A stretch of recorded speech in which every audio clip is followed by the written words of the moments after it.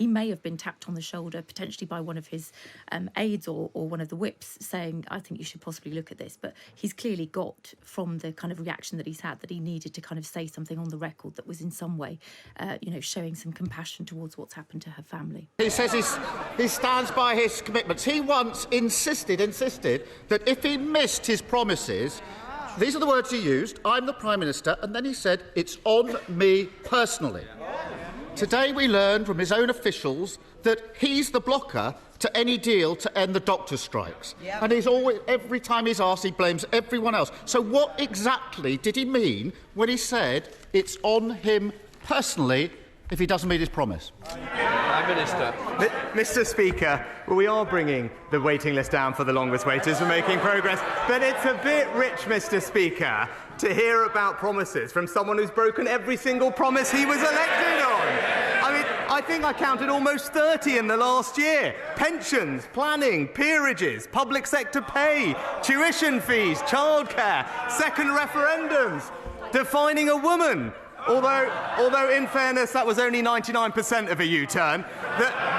The list goes on, but the theme is the same, Mr. Speaker. It's empty words, broken promises, and absolutely no plan.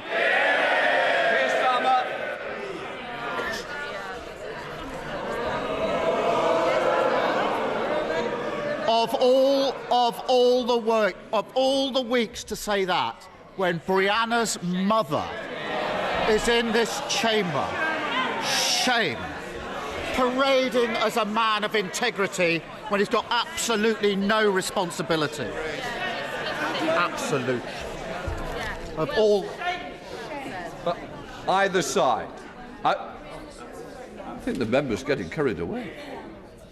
Can I just say that our constituents want to hear the questions and they certainly want to hear the answers. They don't want to hear organised barracking. So please, I want no more. Keir Starmer.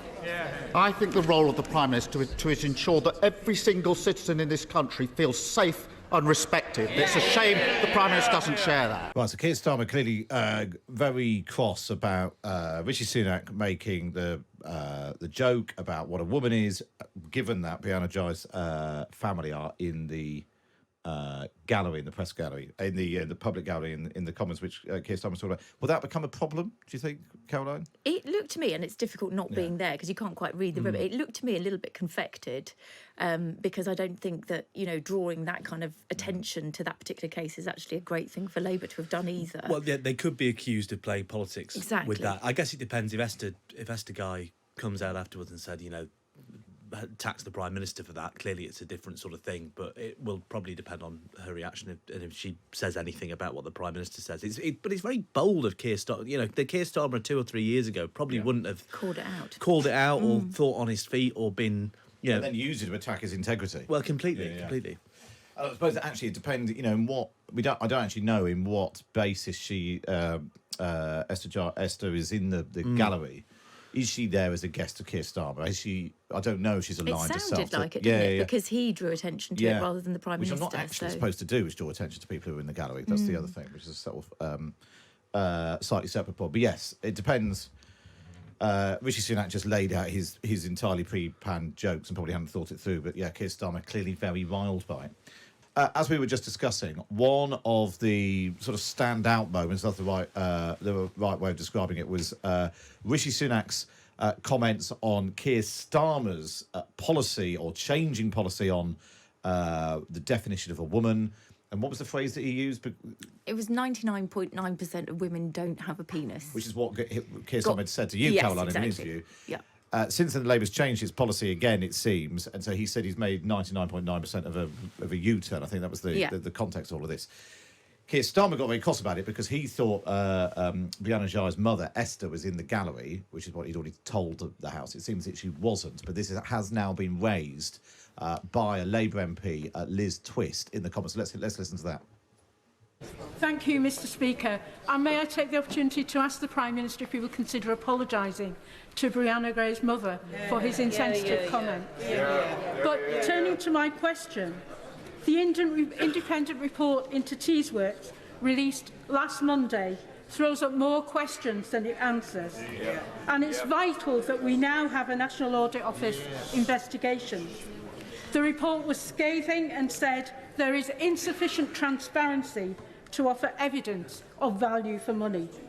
Shouldn't the government lead by example, and will the Prime Minister finally release details of his conversations surrounding Teesworks, as he was asked to do twice last year?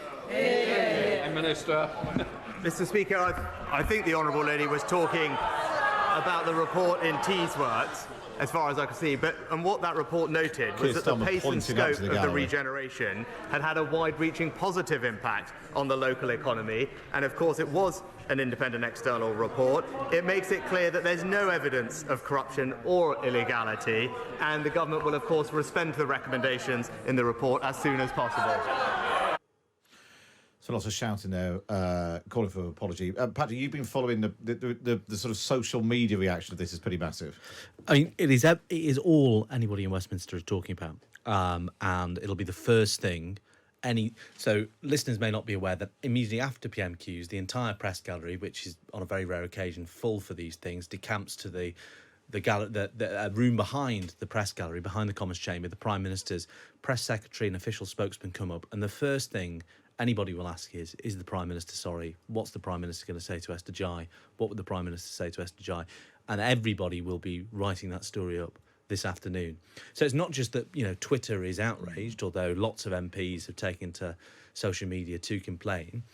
It is very clearly what our colleagues in the press gallery will ask about. And the Rishi Sunak's sort of refusal to offer that apology. To even acknowledge Indeed, completely. Yeah. Well, means that it'll just run and run and run. No. Well, I thought it was interesting. He put it down to a procedural. He sort of implied that there was a procedural reason why he couldn't answer that question. He beckoned to her, didn't he, and said that I thought the question was about Teesworks, as if he wasn't permitted to respond to that in any way, which of course I don't think is true. Why he doesn't worry too much about answering the questions in exactly. other contexts. At the very end of Prime Minister's questions, which is happening as we speak, Rishi Sunak apparently praised Esther Jai, Brianna Ghey's mother, for showing the very best of humanity. Whether that's enough to put a lid on this. Can we try and find that? Is another question.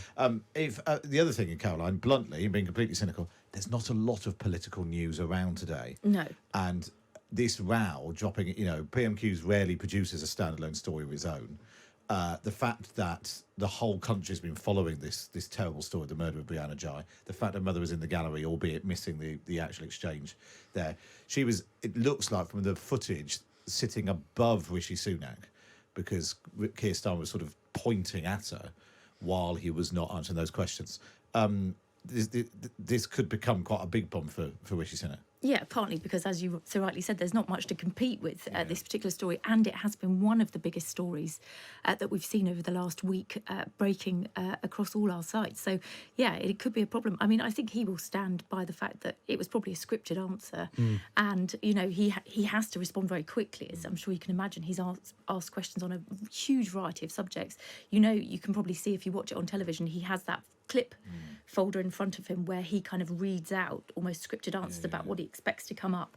So it will have come kind of out of the blue to him, but you would have thought he could be a bit more agile in that situation. Well, it's interesting. That's twice in a week Rishi Sunak's defence would be, I was put in the spot, I was put under pressure, and I didn't know what to do, essentially. Yeah. What was it last week? Well, no, Piers, that was his response to the Piers Morgan thing, which was, I was ambushed in an interview. Easily ambushed. Well, and that is not sort of a convincing defence of the Prime Minister. Also, you've got to give credit to Keir Starmer here, who is often criticised for not being fleet of foot and not being a particularly agile and imaginative Commons performer.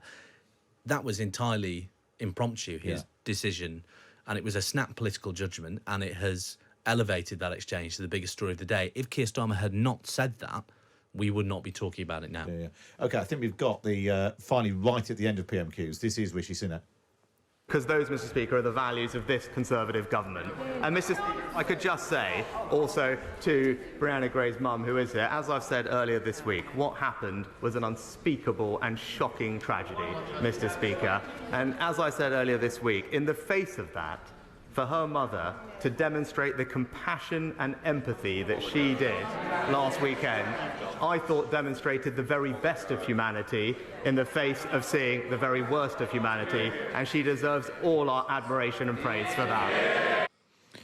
So, just to fill in the background of that, he was actually asked by Vicky Foxcroft, Labour MP, about why there's not a disabilities minister, and he pivoted into that. So clearly he knows he's got this one wrong, Colour. Yeah, definitely. I mean, I don't think that those two things are kind of naturally interlinked, are they? So clearly he's realised he's made a boo-boo. I mean, perhaps he can hear some of the noise behind him. He may have been tapped on the shoulder, potentially by one of his aides or one of the whips, saying, I think you should possibly look at this. But he's clearly got, from the kind of reaction that he's had, that he needed to kind of say something on the record that was in some way, showing some compassion towards what's happened to her family.